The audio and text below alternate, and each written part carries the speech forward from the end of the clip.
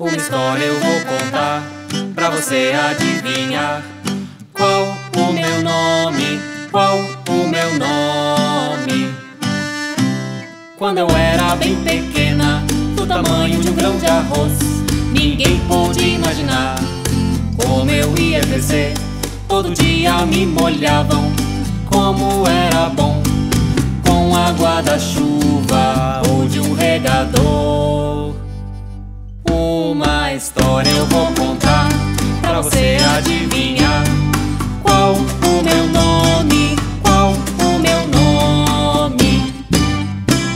Então eu fui crescendo bem devagarinho, da luz do sol eu vou me alimentando. Hoje eu tenho muitas folhas, todas bem verdinhas, e algumas frutas eu posso fazer. Uma história eu vou contar pra você adivinhar. Qual o meu nome? Qual o meu nome? Eu sou muito, muito grande, Maior que um elefante. Na minha sombra você pode dormir.